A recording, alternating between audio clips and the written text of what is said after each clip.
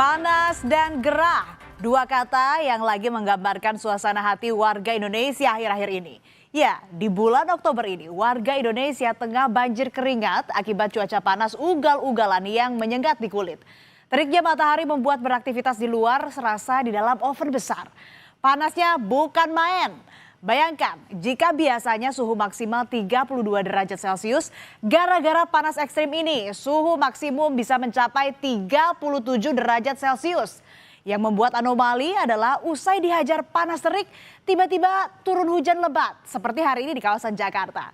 Cuaca yang serba tak menentu itu akhirnya jadi berdampak ke kondisi kesehatan. Teriknya panas matahari membuat penutup kepala seperti topi sudah tidak manjur lagi menangkal panas. Butuh alat ekstra. Payung dan kipas portable kini jadi benda wajib yang jadi senjata ampuh menghadapi cuaca panas ekstrim. Menurut BMKG, cuaca panas terjadi karena gerak semu matahari di wilayah selatan Indonesia.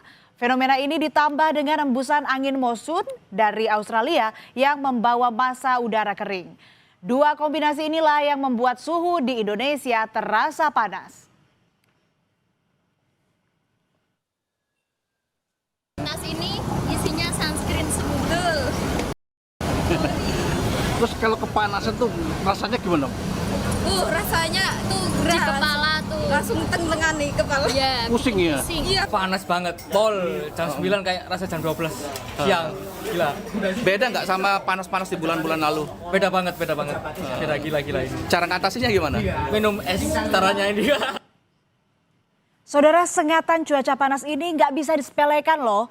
Tidak hanya menimbulkan ketidaknyamanan dalam beraktivitas di luar ruangan, tapi ada risiko nyata terhadap kesehatan masyarakat, terutama kelompok rentan seperti anak-anak, warga lansia, dan penderita penyakit kronis. Beberapa warga pun kini mulai mengeluhkan sakit, terutama di saluran pernapasan akibat dampak cuaca panas. Terakhir saya kena flu batuk karena memang selain udaranya panas, debu juga banyak sekali akhir-akhir ini. Lebih lama saya sudah sampai 2 kali ke dokter, sampai saat ini flu-nya nggak benar-benar hilang. Jadi gampang sakit, terus segala macam deh. Dan aku sempat radang, cuma langsung suntik vitamin. Mungkin 2 hari terakhir ya rasanya kayak sakit kepala ya. Mungkin memang itu efek dari dehidrasi, kurang minum.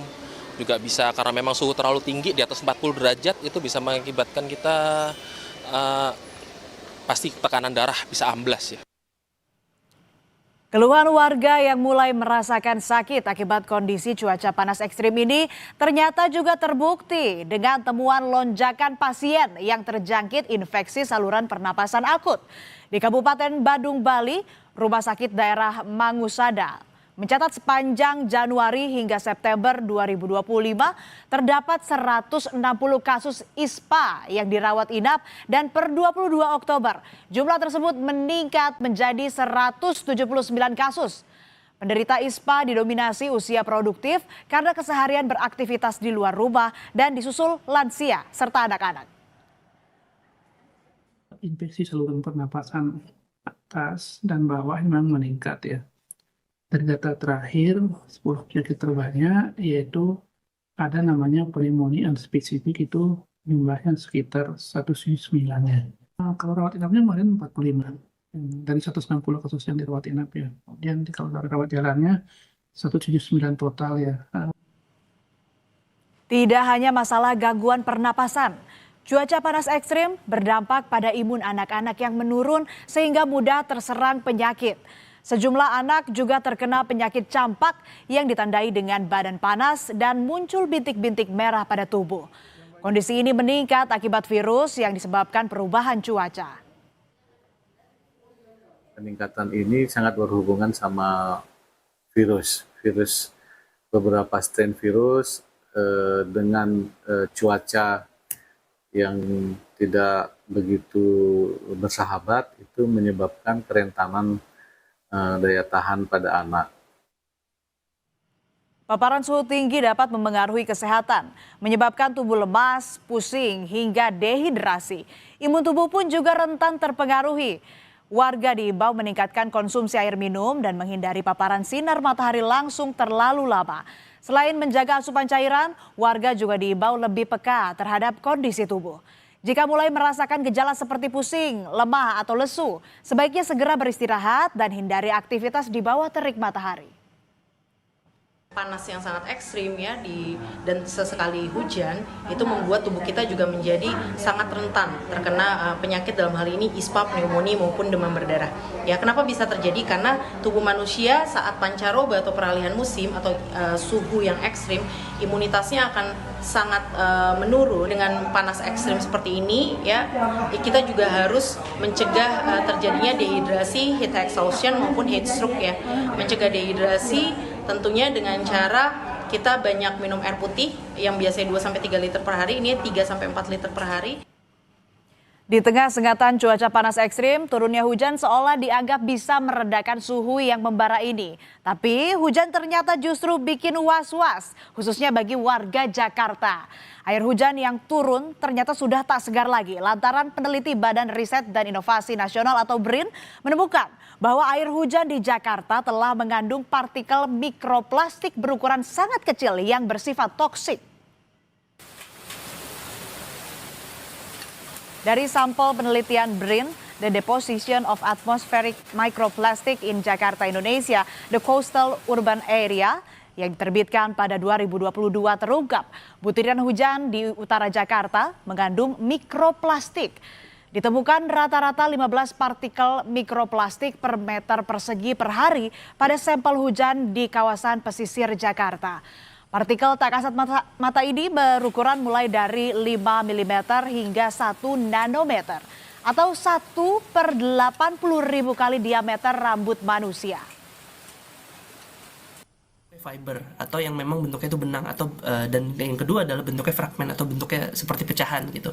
Nah, berkaitan dengan hal tersebut karena kami memantau selama per bulan dalam waktu 12 bulan, memang musim hujan itu cenderung mikroplastiknya lebih tinggi daripada musim kemarau. Karena apa? Karena musim hujan itu kan hujan itu kan berfungsi untuk salah satunya membersihkan yang ada di udara ya.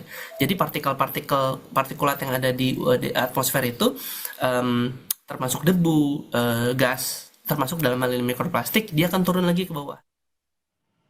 Fenomena ini terjadi karena siklus plastik telah menjangkau atmosfer. Limbah plastik yang tak terurai baik melayang di udara akibat aktivitas manusia. Mikroplastik ini muncul dari serat sintetis pakaian yang larut saat dicuci, lalu debu kendaraan dan ban, saudara, kemudian asap pembakaran plastik dan aktivitas industri. Partikel-partikel yang berukuran kecil itu kemudian terbawa angin dan turun kembali bersama hujan. Krisis iklim dan curah hujan memengaruhi sirkulasi bercampurnya polutan di udara yang bisa menimbulkan dampak yang lebih kompleks. Formulasikan atau dipantau juga gitu ya, karena baku mutu atau environmental standards yang kita pantau biasanya hanya melihat 1-2 jenis chemical tertentu gitu ya, parameter indikatornya. Tetapi kalau sudah tercampur baur seperti ini, disebutnya cocktail effect, susah mencari baku mutunya. Keberadaan mikroplastik ini berbahaya karena bentuknya sulit dideteksi, saudara. Ia dapat dengan mudah masuk ke tubuh manusia melalui udara yang dihirup, makanan, dan air minum.